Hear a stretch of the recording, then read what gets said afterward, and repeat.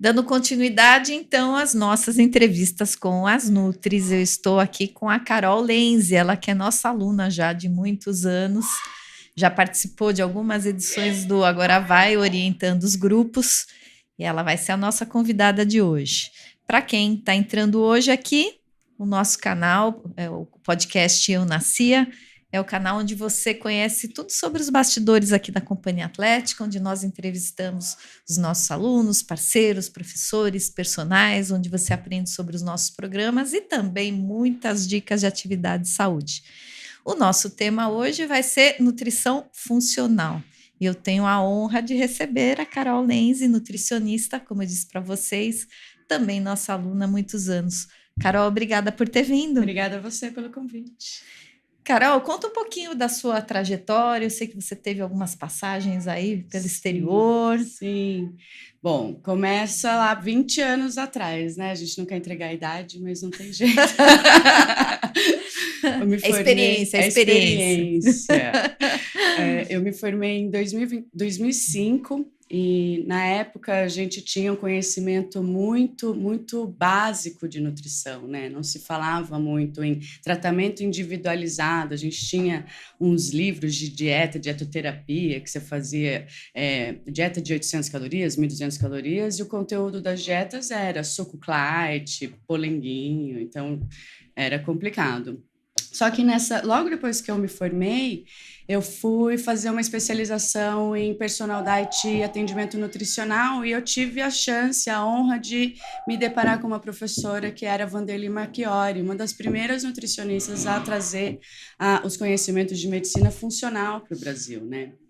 E já desde cara eu comecei a ouvir sobre intolerância alimentar, processos inflamatórios, desbiose, melhora dos processos de detoxificação do corpo, né? Isso já me auxiliou demais no começo ali. Logo depois eu fui para morar na Austrália estudar fora, lá já se falava muito em intolerância alimentar, em tratamentos além das calorias. E quando eu voltei a aplicar a nutrição, eu falei, putz, eu acho que eu não sei nada, eu vou desistir dessa área, porque é tão pouco que eu posso fazer pelo meu paciente, né? Eu me deparava, às vezes, com pessoas com problemas tão graves, ou mesmo na época, a doença celíaca, a gente tinha uma limitação muito grande para encontrar produtos, a gente achava alguns pães congelados, tinha que encomendar do sul, era super complicado. Só que na mesma época eu entrei na especialização de funcional, fui fazer esportiva funcional, e isso abriu a minha cabeça completamente, assim. Todo final de semana eu voltava de São Paulo já aplicando tudo que eu tinha aprendido. Era até engraçado, porque a minha irmã, eu chegava, ela falava, tá, o que a gente não pode comer agora?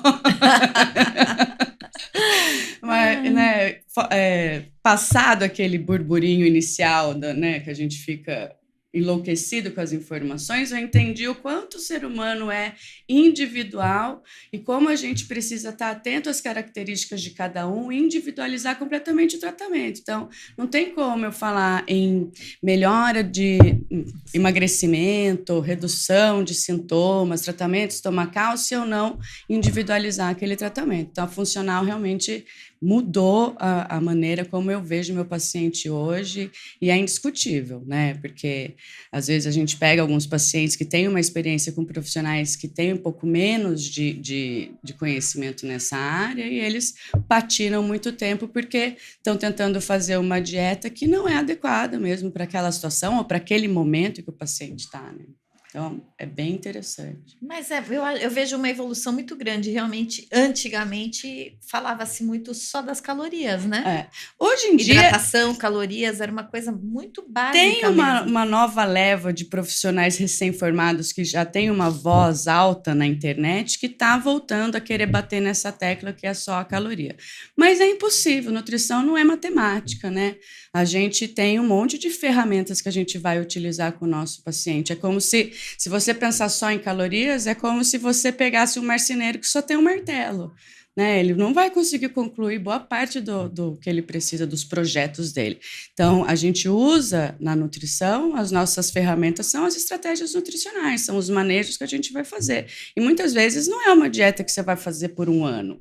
Você começa numa dieta por 4 semanas, aí você faz um preparo da dieta, depois você muda o ciclo, transforma de novo a alimentação do paciente, às vezes reintroduz ou retira alimentos. Então, você vai planejando em fases. São fases, porque são fases de tratamento, né? Você pega uma pessoa que quer emagrecer, que precisa perder ali 10 quilos, mas a hora que você vai pegar os exames laboratoriais dela, ela está completamente inflamada, ela está com resistência à insulina, ela está desbiótica, o estômago dela não funciona, ela relata que não dorme bem, ela relata que está o dia todo cansada, o cabelo está caindo, a unha está fraca, o intestino não funciona.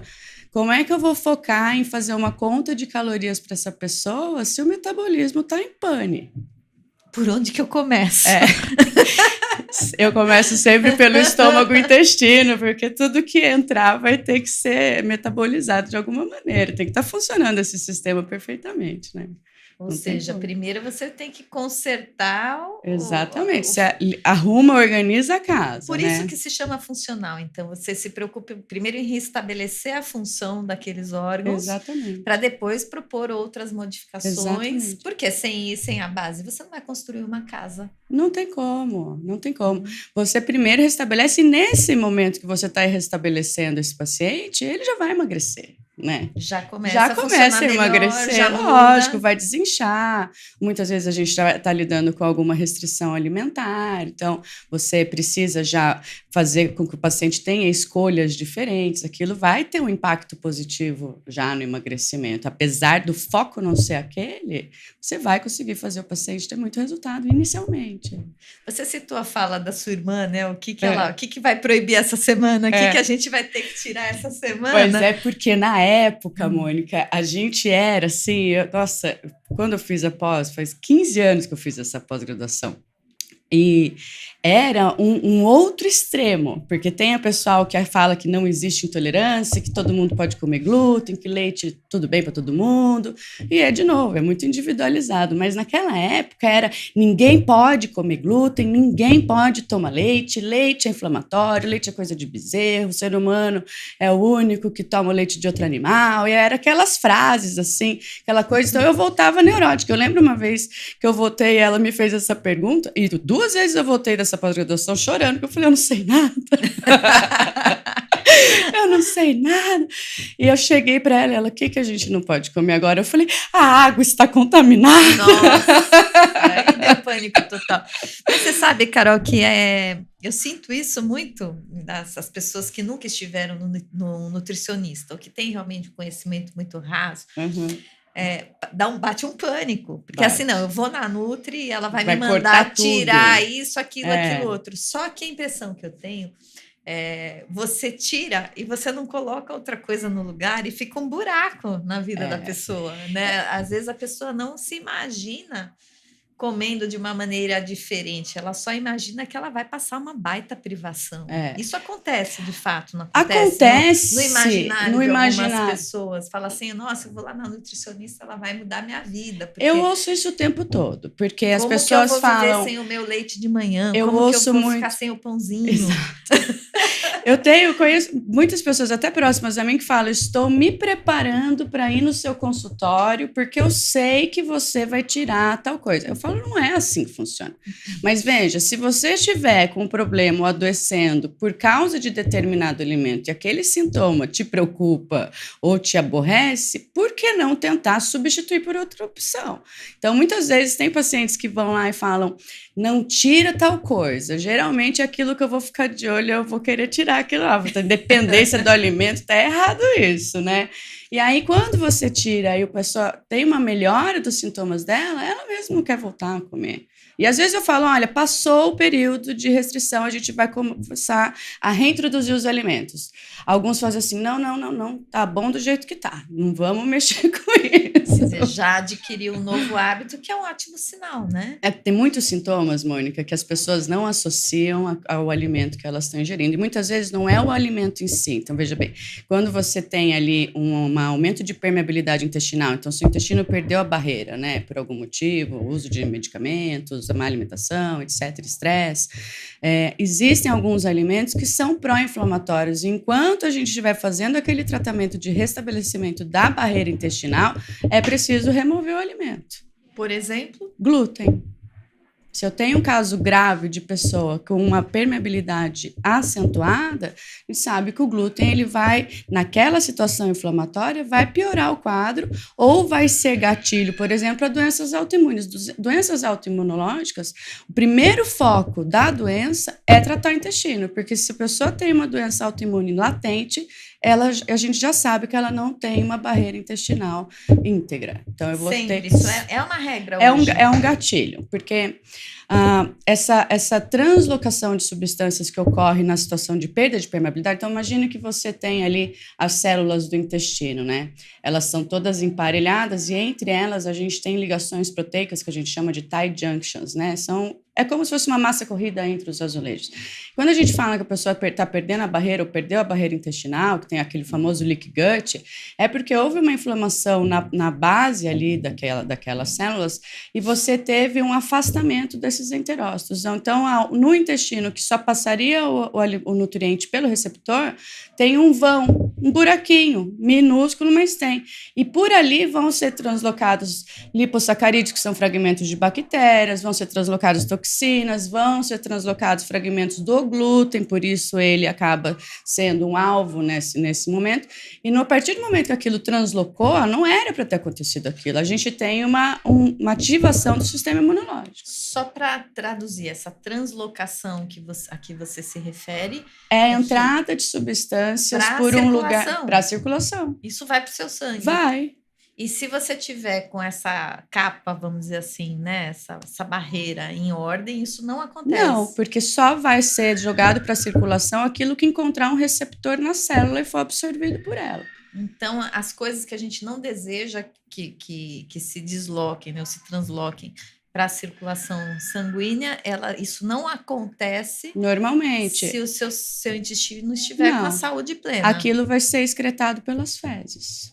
Entendi. Então, o bolo fecal vai conter todos esses fragmentos, essas substâncias, e vai ser excretado. Então, no momento que você tirou você perdeu essa capacidade, essa barreira, você está suscetível a essa situação. Se o azulejo estiver sem o rejunte, vai tudo dar pro infiltração. sangue. Vai dar infiltração, vai tudo para o sangue. Traduzindo numa linguagem bem... Exatamente. E uma vez simples. que isso foi para o sangue, ele não vai simplesmente, mas vai ser eliminado, não.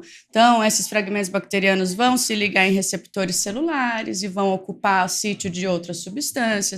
Você vai ter uma superativação do sistema imunológico, que vai falar, estamos sendo invadidos. Está mesmo, né? E aí você vai ter, muitas vezes, se a pessoa já tem uma predisposição, uma genética para doença autoimunológica, você superativou o sistema imunológico dela. E outra, a gente come todos os dias, mais de uma vez por dia. Então, o dia inteiro está passando alguma coisa pelo seu intestino. E, Carol, você está falando de doenças imunológicas, né? Quais são as mais comuns hoje, as que mais chegam no teu consultório? As que mais chegam são tireoidite de Hashimoto, psoríase, lúpus, esclerose múltipla. Uma tireoidite de Hashimoto tem tudo a ver com uma alimentação ruim. Totalmente. Que está prejudicando o bioma intestinal. Totalmente. Não é uma alteração da glândula, foi o sistema imunológico que atacou a glândula. Então, não é uma questão de você teve um hipotireoidismo genético familiar e a gente dosa ali os anticorpos, não tem anticorpos. Foi uma outra situação.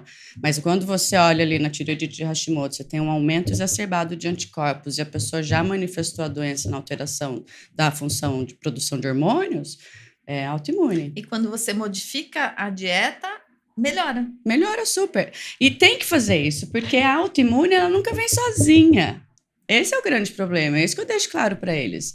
Se você teve hoje uma tireoidite de Hashimoto, já teve um histórico de psoríase, se você continuar nesse processo inflamatório, nessa perda de barreira, quem vai te dizer que você não vai desenvolver uma doença mais grave, uma espondilite anquilosante que vai te dar dor, ou mesmo uma esclerose que é mais grave? Quer dizer, também a pessoa que desenvolve uma doença autoimune, às vezes ela desenvolve mais de uma doença autoimune ao mesmo tempo. Não necessariamente ao mesmo tempo, mas uma coisa vai puxando a outra, porque o sistema imunológico não é uma doença do órgão ali naquele momento, é uma doença do sistema imunológico, e ele pode atacar qualquer célula.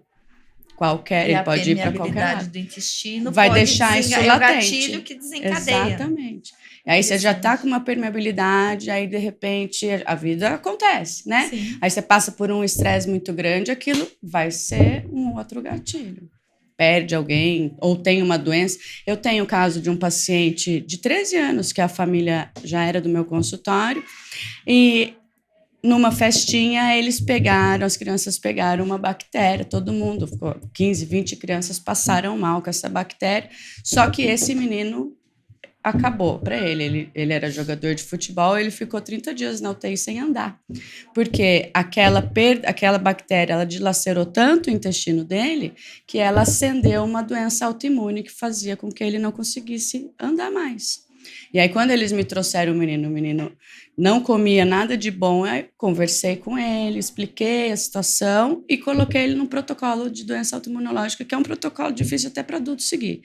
Mas o menino se restabeleceu super rápido. Nesse sentido, a gente dosa uma substância no sangue que chama calprotectina, que mostra que está havendo uma perda muito grande dessa barreira intestinal. Então, quando você tem a presença dessa calprotectina no sangue, é porque o intestino está realmente sem barreira nenhuma, né? E a calprotectina dele era enorme, ele estava tomando remédios super fortes com reumato, né? Aí conseguiu restabelecer e... Agora eu vou fazer uma pergunta que pode ser até encarada como uma pergunta pessoal. Glúten, tira ou deixa? Porque todo mundo fala tanto desse potencial inflamatório do glúten especificamente. Mônica, a gente tem algumas questões aí, tá? É que o glúten, a farinha de trigo, não é a mesma em qualquer lugar do mundo, né? Então, aqui no Brasil, a gente está no Brasil, vamos falar daqui, a gente tem um grande problema que as nossas plantações de trigo utiliza-se muito uma substância chamada glifosato. E a gente já tem na literatura de que o glifosato é um dos grandes causadores de perda de permeabilidade intestinal. Então, aí você tem um alimento que tem um potencial inflamatório para algumas pessoas em algumas situações, associado a uma substância que causa a perda de permeabilidade. Então, a qualidade da nossa farinha de trigo é muito ruim. Então, quando a gente fala assim, tira ou não tira, eu não gosto de falar tira de todo mundo, né? Mas se eu puder falar para você, escolha melhor o que você vai comer. Se eu vejo que você não tem um problema, sua barreira intestinal está ótima, você não tem sintoma, seus exames estão ok. Como eu não como glúten? Escolha bem. Coma um pão de fermentação natural, vai comprar uma farinha, compra uma farinha boa, de preferência importada. Não faça esse consumo monótono, porque aí é que está o grande problema. Por que a gente aponta tanto para o glúten aqui? Se você pega uma pessoa que não tem menor afinidade, nunca foi no nutricionista, não faz dieta, não tem orientação e vive uma dieta monótona, o que é o básico do brasileiro? Pãozinho. Pão de manhã, bolacha nos intervalos, macarrão, lasanha, empanados açúcar, né? no almoço, né? E muitas vezes um lanchinho, um negócio... É pão o dia inteiro. A dieta do brasileiro é bege, se você for ver, né? Pão com margarina, café com leite. Arroz, feijão e carne. Bege, eu não tinha notado. Bege mesmo? É bege. Que interessante isso. Se as cores nos mostram os nutrientes que estão presentes no alimento, você pega uma dieta, colorido, né? E aí a gente pode até aprofundar mais.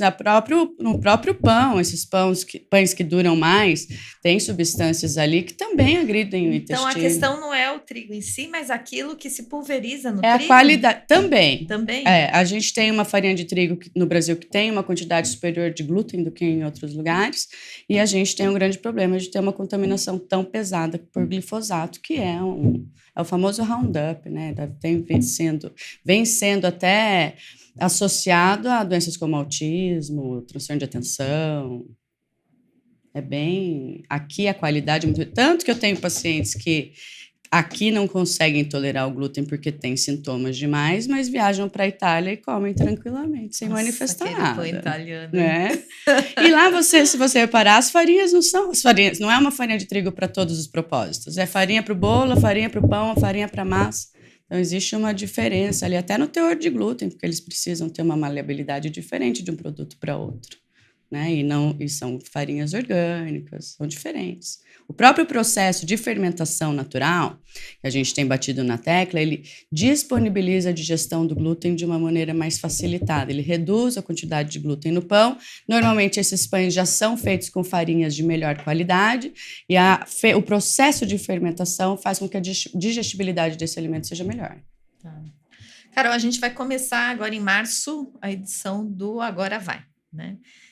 E dentro desse conceito de nutrição funcional, né? O que se faz para a pessoa perder gordura rápido em 30 dias? Qual que é a principal ferramenta que se pode... Acho que a principal ferramenta nesse caso é que a gente acaba fazendo uma dieta de ataque, né? Você quer ter um resultado maior em 30 dias. Então, tudo que for relacionado à redução de processos inflamatórios, melhora de retenção hídrica, mudança do metabolismo, então, estratégias como aumento da ingestão de proteínas, aumento da inclusão de fibras para gerar saciedade e melhorar a motilidade intestinal, cuidados com a hidratação, já de cara observar se o paciente vai ter alguma intolerância ou não e já individualizar isso, né? Na experiência passada, eu tive que fazer um plano para cada um, não foi um negócio que eu falei, todo mundo vai fazer um grupo de emagrecimento. Não, eu tive que, em algum momento, pegar cada um individualmente e falar, bom, você vai por esse lado, a gente vai conseguir entrar com a cetogênica, você vai para um low carb, você não vai conseguir fazer isso, a gente vai ter que começar por outro lado. Mas tem várias estratégias, né? O que acontece é que, nesse momento, a gente já vai atacar de cara, ou deixar o paciente da melhor maneira possível, já retirando tudo que não for favorável, até para reduzir. Você corta glúten, você corta o lanche, a pizza, a cerveja do cara. Se ele não emagrecer, não tem jeito, né? E é uma abordagem interessante, né, Carol? Porque a gente sabe que a coisa de uma dieta que seja muito radical é muito difícil da pessoa aderir. Mas, por outro lado, ela traz um estímulo, uma motivação para quem quer realmente perder algum peso rápido, e ela se motiva e depois continua. Mas, Mônica, você sabe que isso é um negócio que eu vejo no consultório o tempo todo. Só quem não entende de estratégia nutricional faz o paciente passar fome. Porque, na maioria das vezes, mesmo num processo desse de 30 dias, o paciente vai falar, Carol, é muita comida. É difícil conseguir comer tudo, porque ninguém come a quantidade de proteína que precisa comer. Numa situação dessa, uma das estratégias é subir o consumo proteico para acelerar o metabolismo e manter saciedade. Então, por exemplo, uma pessoa de 70 quilos vai ter que consumir 140 gramas de proteína por dia. Fala, 140 gramas, o que a pessoa pensa? No bife, tem 100 gramas? Não. Um ovo tem 6 gramas de proteína. Nossa, é difícil mesmo. 100 gramas de peito de frango tem 30 gramas de proteína. Você tem que comer 140 gramas por dia. Como é que você vai fazer isso? Você vai distribuir. Se você distribuir isso ali 3, 4 refeições, não te sobra vontade para comer mais nada. Isso está cheio. E o metabolismo acelerado. Então, a estratégia de aumento de proteína, aumento de fibra, se a pessoa aderir à dieta, fome ela não vai sentir. Nossa, 140 gramas. E como é que consegue? Quais que são os É por isso que a gente suplementa. Porque é muito difícil. Como é que eu vou fazer? Primeiro que se eu botar 5 ovos na dieta de alguém no café da manhã... Enjoa até... Enjoa e outro. Daí eu vou subir muito a quantidade de caloria e vou estourar a ingestão de gordura por causa da gema. Aí eu teria que fazer... Vai comer 2 ovos e 6 claras. Vai jogar 6 gemas fora. Então, a gente acaba lançando mão da suplementação ou de receitas. Então, eu tenho lá pãozinho de frango, que o pão já é a proteína. Beleza, não precisa nem pôr ovo ali, né? Ou vai fazer um shake e botar uma proteína em pó, seja uma vegana, ou um whey, ou qualquer outro tipo de proteína. As proteínas em pó, então, são uma boa... Elas acabam auxiliando como suplementação. O que antes se fazia somente atrelado à execução do esporte, porque se falava em suplementação de whey após o treino, né? Sim. É o tradicional, clássico de Mas hoje anos. Já há um tempo a gente entende que essa única exposição ao whey protein num pós-treino, sem ajustar a proteína ao longo do dia, praticamente não faz muita diferença. Até porque você vai passar mais 48 horas reconstruindo massa Exatamente, muscular. mas se a gente utiliza uma proteína em pó, sem pensar no treino, então de manhã você vai comer 2 ovos e vai tomar mais 20 gramas de whey, e à tarde você vai tomar um shake de whey, com um iogurte com whey e uma fruta, você já pegou 2 refeições que seriam muito difíceis de bater em ingestão de proteína e fechou ali. Aí almoço e jantar as pessoas normalmente têm mais facilidade. Ou seja, aumentar a quantidade de proteína é decisivo para um processo de emagrecimento Rápido? Sim, E também para não deixar perder massa muscular. Exatamente. Porque numa dieta restritiva, principalmente se a gente for fazer uma estratégia de redução de carboidrato, você vai precisar subir a proteína para proteger o tecido muscular desse paciente. Isso é regra. Numa dieta cetogênica, isso fica para vocês. Dieta de restrição de carboidrato, dieta cetogênica, dieta low carb, tem que aumentar a proteína, é obrigatório estar fazendo musculação. Se você estiver num processo de emagrecimento, e veja bem, as pessoas estão fazendo isso com medicamentos hoje em dia. Se você estiver num processo de emagrecimento, você perdeu 10 quilos, 5 quilos, e eu estou chutando alto, 5 quilos foi gordura, 5 quilos foi peso magro. Se você abandona aquela dieta ou abandona aquele medicamento e você recupera os 10 quilos, você recuperou tudo em gordura. Você termina o processo pior do que você começou. Isso, então, muito importante, né, Carol, essa questão da preservação da massa muscular. Hoje, cada vez mais, Mônica, tecido muscular tem sido visto como o tecido que mantém a longevidade, porque hoje a gente sabe que o músculo faz pelo cérebro o que o cérebro não faz pelo músculo. Então, treinamento de força aumenta uma substância que chama BDNF no cérebro, que é uma substância que faz com que a gente tenha um aumento de neuroplasticidade. Então, o treinar faz com que o cérebro se mantenha jovem. Antigamente a gente falava, vai fazer cruzadinha, vai aprender música e tal. O impacto é muito menor. Então, a gente precisa ter um treinamento de força até para manter o cérebro jovem. Outra coisa, a gente sabe hoje com toda certeza que uma pessoa que tem um problema grave e é internado numa UTI, a gente, se vai sair ou não e como vai se recuperar, depende da massa magra que ele tem. O Covid mostrou isso muito bem. Exatamente. Quem tinha bastante massa muscular consumiu para conseguir debelar aquela inflamação. Quem não tinha, infelizmente. Até eu estava conversando isso com uma amiga que é médica, ela falou, eu passei a entender o que eles falam às vezes, quando entra um paciente, os médicos mais velhos falavam, esse tem shape para sair. Porque consome esse tem musculatura para sair. Poder combater a inflamação. Exatamente. Tem que vir de algum lugar. Exatamente. E normalmente é da massa muscular, nesses casos mais graves, né? Vai vir de lá. Exatamente. Então, o tecido muscular tem que ser preservado em qualquer estratégia que a gente vai fazer, né? E aí vem o risco, né, Carol, desses medicamentos que estão na moda hoje, né? Ozempic, Mounjaro. É complicado, porque existem indicações para o uso dessas medicações, né? Em algumas situações mais graves, pessoas com processo de compulsão muito complicado, pessoas já com uma resistência à insulina. Só que toda vez que surge um medicamento desse, a gente começa a ver as pessoas fazerem um uso indiscriminado. E aí tem algumas situações que eu estou presenciando no consultório. A perda de massa magra, né, esse emagrecimento muito rápido e tanto que agora tem até o Ozempic Face, né, que a pessoa murcha, fica com cai. Cara de Ozempic, porque parece que fica com a cabeça grande e o corpo pequenininho, porque a pessoa definhou, né? Definhou porque perdeu muita massa magra, né? O que eu observo muitas vezes é que as pessoas que são mais compulsivas ou que comem mais, elas passam a se sentir muito poderosas pelo fato de que elas não conseguem comer. E aí, assim, se comer proteína num projeto de dieta normal, sem a medicação já é difícil, agora imagine se bater a meta de proteína numa situação em que você está inapetente. Então, você não vai conseguir comer aquela quantidade de proteína. Mas ele acaba com a fome mesmo. As pessoas não comem. Essa nova injeção agora, eu estou tendo pacientes que passam o dia inteiro sem comer. Eu não, né? Eu estou recebendo pessoas que relatam isso. Outro caso, pessoas jovens, e esses dias veio uma moça no meu consultório, 30 e poucos anos, parestesia estomacal. Então, ela tinha que emagrecer 5 quilos. Ela não tinha necessidade de usar aquilo, né? E agora ela está com um problema grave, porque ela come, ela vomita. Ela não consegue manter o estômago, simplesmente ele fala, não vai, daqui não passa e devolve.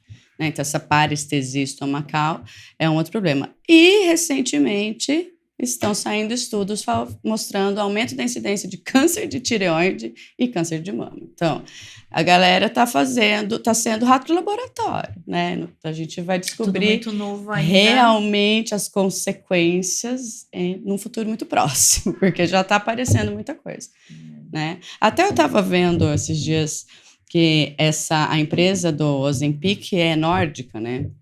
E nos Estados Unidos, eles estão recomendando até o uso de Ozempic para crianças acima de 6 anos já, como função do tratamento de obesidade. Mas no país de origem da empresa, o governo não recomenda o uso da medicação e manda o povo mudar a dieta. Então, assim... Com certeza tem essa empresa que vende Ozempic hoje é uma das empresas que mais ganhou dinheiro nos últimos anos, né? Parece que houve um profit de 3 trilhões de dólares. Porque ela entrega o emagrecimento rápido, mas o problema é a que custa. Mas a pessoa não mantém. Porque você tem 2 maneiras de usar ele. Uma para emagrecer rapidamente, eu quero perder 10 quilos, vou perder, quero fazer tal coisa. Outra, você sabe que você tem um problema mesmo alimentar, aí você vai fazer uma estratégia de mudança alimentar, ao mesmo tempo que você faz o uso da medicação para você conseguir aquele empurrão, e você vai continuar o seu tratamento dietoterápico e as mudanças de estilo de vida que te fizeram engordar. Se você não mudar isso, esquece, você vai viver. É o famoso efeito sanfona, não é a primeira vez que a gente observa uma medicação emagrecer. A gente, no passado, usava aqueles desobeses, as anfetaminas, que matou tanta gente, mas o povo também não comia. Emagrecia rápido. O problema eu vejo assim, quase todo mundo tem aqueles 3, 4, 5 quilinhos para perder. Né? E isso com mudanças... saudáveis ou com pequenas modificações na dieta é bastante factível e rápido. Exatamente. Não é difícil, não. É rápido, sim. Você tem que estar dormindo bem, né? Você tem que conseguir beber água, porque às vezes as pessoas falam, não consigo beber água, eu já interrompo a consulta, eu falo, bom, você não vai conseguir beber água, não há nada que eu possa fazer por você, porque nem água você vai beber. Como é que eu vou fazer? Então, água, aumenta a ingestão de proteína, o entendimento de se você tem alguma intolerância alimentar ou tem algo que realmente não é tão interessante para você estar consumindo ou que você consuma demais, né? Então, modulação de estresse e atividade física. O povo quer pílula mágica.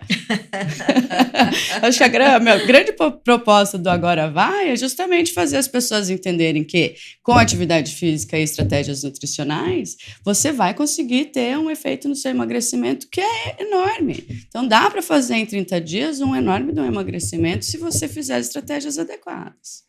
Né? Se a pessoa utilizar isso como um gatilho para continuar as mudanças, fantástico. Se você tivesse que escolher 1, 2, no máximo 3 alimentos que a pessoa obrigatoriamente, se ela quer ter muita saúde, 2 ou 3 alimentos que ela tem que tirar e 2 ou 3 alimentos que ela tem que colocar no lugar. Açúcar é um que precisa tirar, porque as pessoas têm um consumo muito exagerado de açúcar e a gente consegue alimentos doces, o mel, por exemplo, mas o mel tem caloria, mas o mel é fantástico, o mel é um alimento super rico em prebióticos, vitaminas, antioxidantes, não gera o mesmo pico glicêmico do açúcar e é doce, então você conseguiria frutas, a própria tâmara, né, é uma fruta que contém uma substância chamada lulose, que não faz pico de açúcar e é hoje um adoçante que vem sendo estudado, né, então o açúcar é isso não é um alimento, mas é algo que as pessoas ainda comem muito e eu acho um dos piores alimentos, e são 2, que é bolacha recheada e sorvete. Gordura hidrogenada. Qual que é o problema desse tipo de gordura? A gordura trans é uma gordura modificada industrialmente, né? E nós não temos um caminho de eliminação dessa gordura, ela se acumula no nosso organismo, né? E ela é extremamente inflamatória. A gordura saturada, apesar da gente ser bom a gente não abusar, ela tem funções específicas, por exemplo, a produção hormonal. Então, a gente tem necessidade, inclusive, da ingestão de gordura, né? Agora, a gordura trans, não. E a gordura, geralmente, uma gordura ruim, misturado com açúcar, é o que a gente chama de combo perfeito para destruir a barreira intestinal. Entope também as veias de um jeito que dá uma hiperglicemia monstruosa. Né? E você não elimina a gordura trans. Você está tendo aquele acúmulo. Imagina uma pessoa que a vida inteira comeu esse tipo de alimento. Então, açúcar, bolacha recheada, sorvete e eu não diria eliminar esse alimento, mas observar melhor que é o consumo de pão mesmo. Glúten, O povo come demais. Farinha de É demais, é demais.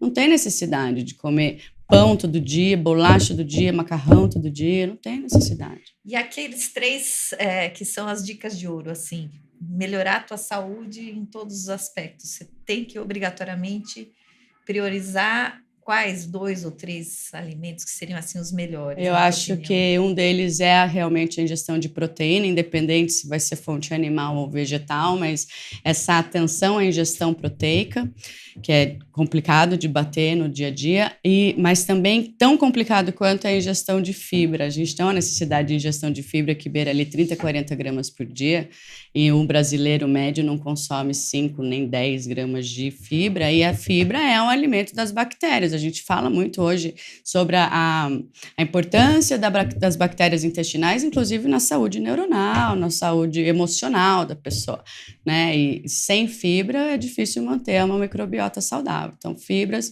e os alimentos ricos em antioxidantes, então, sejam eles as antocianinas que são das berries, ou os carotenos, os carotenoides, né? São substâncias que estão ali nesses alimentos. Frutas vermelhas, frutas roxas, cebola roxa, os laranjas. Essa variedade de cores que as pessoas normalmente não fazem. Porque quando você faça essa pesquisa, você come salada? Como salada todo dia. É o quê? Alface ou tomate. Poxa, mas... Sempre igual. É só isso. Né? Quantos igual alimentos? O pãozinho, né? O pãozinho francês, que meio que é regra do brasileiro. Agora, você falou de fibras, quais que são as suas preferidas? São as fibras de legumes cozidos, que a gente consegue uma grande quantidade de fibras ali. O psyllium é uma fibra que eu acho um grande coringa, inclusive nos processos de emagrecimento, porque ele é uma fibra que tem uma função pré-biótica muito interessante para o intestino e para a função do intestino também, mas ele sacia demais. Tem algumas receitinhas que são as minhas cartinhas na manga, que o paciente come, ele fica saciado por horas, então não corre o risco de ficar ali beliscando nada. Psyllium é uma boa fibra. Farelo de aveia para algumas pessoas, mas ainda dou preferência para chia, por exemplo, linhaça. As próprias sementes e oleaginosas são muito interessantes para consumo de fibras e gorduras boas. Né? Mas é mais alimentos cozidos. A gente fala fibra, a pessoa pensa muito em folhas. Acho que folhas não tanto, mas os alimentos cozidos como o chuchu, que quase ninguém dá valor. Chuchu dizem que é o 4º estado da água na natureza, né? Então, mas líquido, sólido, gasoso e chuchu. Nunca tinha citado essa, mas é muito boa. Diz que o chuchu é o 4º estado da água na natureza. Mas é a coisa mais fácil. Tem legume mais fácil do que esse? Ele não tem gosto de nada. Se você puser mostarda, tem gosto de mostarda. Se puser orégano, tem gosto de orégano. Ele pega o gosto daquilo que você quiser. Exatamente. Muito versátil. Você pode comer cozido, pode comer cru, tanto faz. Mas tem bastante fibra, né? Tem muita fibra. O chuchu, além da água. Ele tem... a principal composição dele são fibras pré-bióticas. Então, para pessoas com problemas intestinais, o chuchu é um super do alimento. Olha só que informação interessante. Não, e quase ninguém come, né? Porque não tem gosto. Porque não tem gosto, mas se exatamente. Você fizer mas bem é mais fácil ainda. Gostoso. E é mais fácil ainda, porque a pessoa pode não gostar do sabor de um brócolis, né? Mas o chuchu...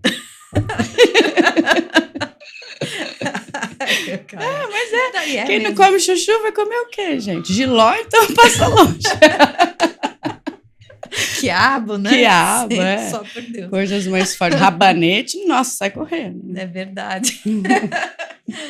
Carol, toda entrevista eu gosto de fazer uma pergunta para os nossos convidados, que normalmente é a respeito de atividade física. Todo mundo sabe que é importante, que tem que praticar, mas 50% da população do Brasil ainda é sedentária. Eu imagino que para nutrição seja a mesma coisa, né? Todo mundo sabe que tem que comer direitinho, todo mundo sabe que não é para comer porcaria, né? Que tem que prestar atenção também nas quantidades. Mas é muito difícil para algumas pessoas dar o primeiro passo. Sim. Então, a minha pergunta, né, para a gente ir encerrando por hoje é: Carol, você como especialista de nutrição, qual é a dica de ouro para aquela pessoa que já faz um tempão que está imaginando e pensando em fazer uma alimentação mais saudável? Eu não gosto nem de chamar de dieta, mas enfim, mudar a alimentação, porque a dieta tem começo e fim. Meio e fim, exatamente. E eu acho que a alimentação é realmente como atividade física, que é uma decisão para a vida, né? Mas, enfim, quem está aí nesse estado contemplativo e que ainda não deu o primeiro passo, qual é a dica de ouro? A dica é começar, sabe? Se dê a chance. Eu falo muito isso no meu consultório, inclusive uma paciente me lembrou disso. Ela falou, você me pediu 2 semanas. Falou, 2 semanas. Você começa 2 semanas, você vai fazer o básico. Você vai diminuir o consumo de alimento industrializado, você vai incluir 2 frutas por dia, você vai botar uns vegetais ali, você vai aumentar a ingestão de proteína e você vai bater a meta de água. Se em 2 semanas você não tiver completamente diferente, eu rasgo meu diploma. Porque a pessoa vai se sentir tão bem, tão disposta, que aí ela vai entender o que ela precisa, por que ela precisa, e ela vai ter força para continuar aquele processo. E nunca pense que é do dia para a noite que a gente muda. É difícil, inclusive, para nós fazer dieta ou manter uma alimentação 100% do tempo, né? Mas comece, aumente. Você não bebe água? Coloca a meta, eu vou beber toda a água que eu preciso ao longo do dia. Você não come fruta? Inclua 2 frutas no dia ali. Você não come vegetais? Inclua os vegetais. Não comece pensando no que você tem que excluir. A nutrição está muito mais atrelada àquilo que você tem que comer do que àquilo que você tem que deixar de comer. Ou seja, não pensa na falta. Não pensa na falta, pensa qualidade. naquilo que você vai incluir. O que você vai deixar de comer é uma consequência dos seus novos hábitos que estão sendo construídos. Mas aquilo que você vai comer é que você precisa ter atenção. Então, para e pensa, analisa a sua dieta. Tá bege? Bege tá não. Bege. Bege não pode bege. Tá bege, não pode bege. Então, melhor hidratação, comece a comer as frutas, consuma as proteínas em pelo menos 3 refeições do dia, não precisa fazer conta, consuma os vegetais. Espera um pouco, você vai ver a diferença que isso vai dar na sua vida já. Carol, muito obrigada por informações super preciosas. Prazer enorme receber você aqui Todo no nosso meu, estou à disposição quando você quiser, quantos assuntos polêmicos você quiser falar.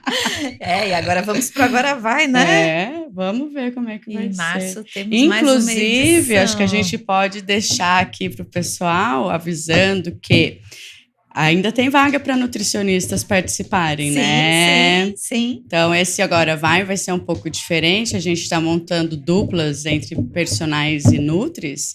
E a gente ainda está com menos nutris do que personagens. Então, se você tem interesse em participar, montar uma equipe e participar da competição, né?